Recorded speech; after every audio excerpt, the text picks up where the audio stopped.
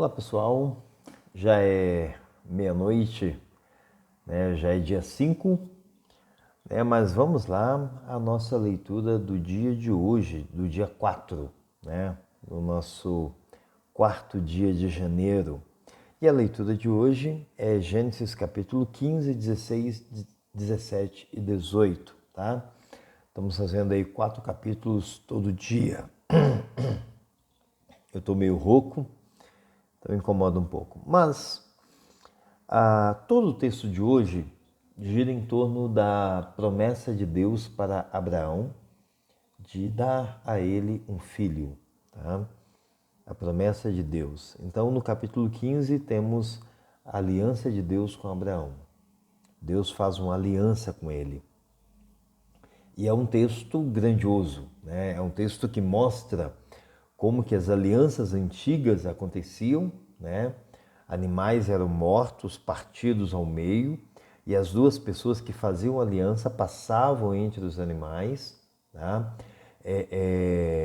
Declarando que traziam sobre elas a maldição se não cumprissem o acordo, se não cumprissem a aliança. Tá? É interessante aqui que apenas Deus passa entre os animais partidos, né? Declarando que a aliança de Deus com Abraão é uma aliança unilateral, né? É uma aliança que apenas Deus se compromete. Tá? Essa aliança depende exclusivamente da graça de Deus, né? É monergismo, né? Não é sinergismo. Então, é um texto fantástico, né? Abraão diz: Deus, eu estou aqui há tanto tempo e o Senhor não me deu um filho, o meu herdeiro será o Eliezer, né, um damasceno. E Deus fala: não, eu te prometi um filho e eu vou te dar. E aí Abraão pede: Deus, me dê alguma prova, algum sinal que o Senhor vai fazer isso. E aí Deus então faz a aliança de Deus com Abraão. Há um choque muito grande quando você vai para o capítulo 16 e de cara você vê que Sara, ou Sarai, por enquanto, toma a decisão de, já que Deus não fez isso até agora, tome aqui a minha escrava Agar e tenha um filho com ela, né? Eu anotei na margem da minha Bíblia, né, que é muito fácil condenar Sara, criticá-la, mas nesse momento aqui já havia 10 anos que Deus havia feito a promessa. Sara esperou por 10 anos. Então, antes de criticar Sara, me responda: por quanto tempo você já esperou? Por quanto tempo você esperou uma promessa de Deus, o cumprimento de uma promessa? Sara esperou por 10 anos. Errou? Sim, é óbvio que errou. Mas ainda assim, ela esperou por 10 anos. Tem muita gente que não consegue esperar por 10 dias. Tá? Então isso é interessante, é muito relevante. Agar fica grávida, né? Começa, digamos assim, se achar, botar a banca para cima de Sara. Há um conflito entre elas. Ela então foge de casa porque Sara começa a maltratá-la muito. Deus se encontra com ela e manda ela de volta. Né? Deus se encontra com Agar e manda que Agar volte, né? Para que ela aprenda a sujeição. E para que Ismael, antes de sair de casa, conviva com Abraão.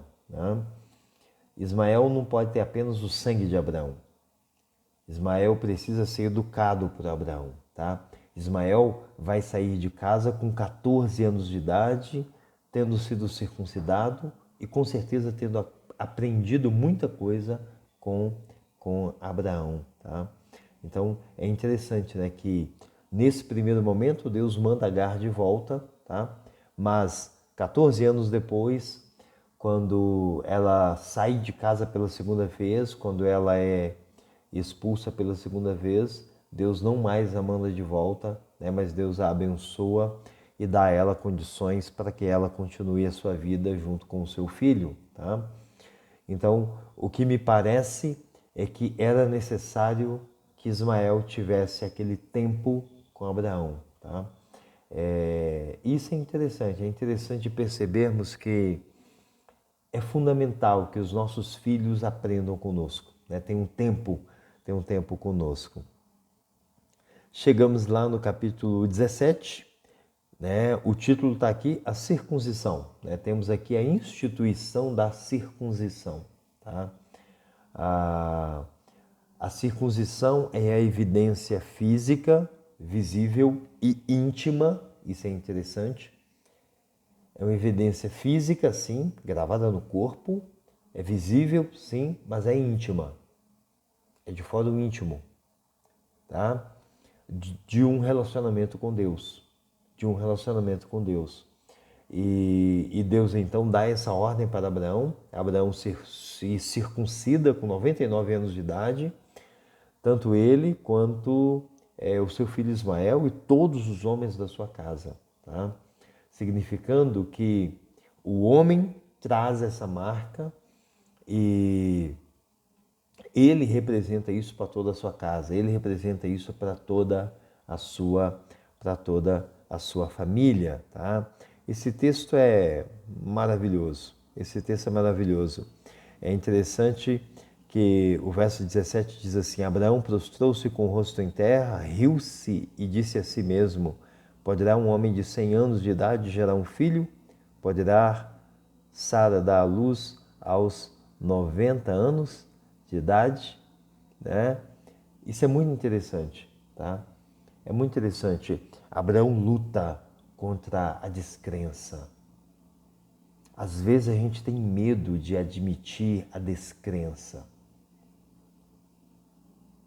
A gente fica fazendo declarações de fé como se elas fossem automáticas, como se elas nascessem prontas, como se basta um estalo de dedo e pá, nós nos tornamos homens e mulheres de fé. Quais as dúvidas que você tem? Quais as descrenças que você tem? É necessário encará-las, admiti-las. Será realmente que Deus vai fazer isso? Será realmente que Deus pode fazer isso? Tá? É claro que Deus, na sua misericórdia, transforma o nosso riso de descrença num riso de festa, num riso de celebração. É o que Deus vai fazer aqui com Abraão e com Sara. Tanto que Isaac significa riso. Antes, tanto Abraão quanto Sara riem de descrença, riem duvidando. Mas logo eles irão rir de alegria com o cumprimento miraculoso da promessa de Deus. No entanto, é necessário para cada um de nós admitir as nossas descrenças, admitir as nossas dúvidas, admitir os nossos questionamentos. Isso é muito importante, tá? Porque senão a gente se torna falso, hipócrita, né? E isso é péssimo, tá? Chegamos ao capítulo 18, Deus promete um filho a Abraão. Você vai lendo os capítulos e chega assim, cara, mas de novo Deus está prometendo um filho a Abraão? De novo, o tempo passando, tá? Lá quando Sara entrega Agar para Abraão, já faz 10 anos que eles estão na terra de Canaã. Há 10 anos Deus está fazendo promessa. Lá Abraão está com 86 anos de idade. Aqui Abraão já está com 99 e Deus continua prometendo. Deus continua fazendo promessa. Sim, Deus continua fazendo promessa.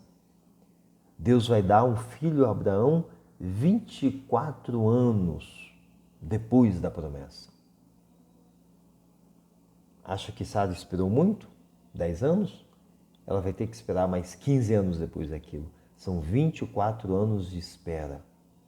24 anos para Deus moldar e trabalhar o caráter de Abraão e de Sara. Porque era fundamental que Isaac fosse criado dentro de um ambiente de pessoas que crescem absolutamente em Deus. Isso não é diferente em relação à minha vida e os meus filhos. Não é diferente, sabe? Então, cara, é muito sério isso. E é muito incrível, tá? Como que Deus vai trabalhando isso com Abraão. e vai repetindo a promessa, e repetindo a promessa, e levando Abraão a crer, levando Abraão a superar a sua descrença, a superar a sua dúvida, a superar o seu medo. Até o momento que Abraão olha para o céu e simplesmente crê. Eu sei que Deus fará isso. Não sei quando, não sei como, não sei de que jeito, mas eu sei que Ele fará. É por isso que nós somos justificados pela fé. É a fé no absurdo, a fé no incompreensível, a fé no inexplicável, a fé nisso. Algo que só Deus pode explicar. Tá? O capítulo 18 chega com Deus falando isso com Abraão. Tá? E nesse momento é que Deus fala, no ano que vem a sua esposa vai engravidar. No ano que vem eu volto na primavera e Sara vai engravidar. Finalmente, a longa espera chega ao fim. A longa espera chega ao fim. Tá? E a longa espera sempre chega ao fim quando nós confiamos em Deus. Quando nós colocamos a nossa esperança em Deus, por mais que a espera se alongue, ela chegará ao fim. E chegará ao fim no momento propício, no melhor momento, no momento melhor. Porque chegará ao fim no momento certo. E isso é maravilhoso, isso é incrível. Tá? Na metade do capítulo, os anjos, então, Deus compartilha com Abraão acerca de Sodoma e Gomorra, tá? Dizendo para Abraão que a maldade deles chegou no limite e que Deus vai tomar providências. Abraão percebe então que Deus vai castigar aquela cidade, que Deus vai destruir aquela cidade, e Abraão começa a orar, a interceder por aquela cidade. E é muito interessante o modo como Abraão ora. Abraão não ora pela cidade simplesmente, por Foz do Iguaçu ou por Matozinhos. Ó Senhor, abençoe Matozinhos. Não. Abraão ora para que, por causa dos salvos, dos justos que há naquela cidade, a cidade seja poupada. Tá?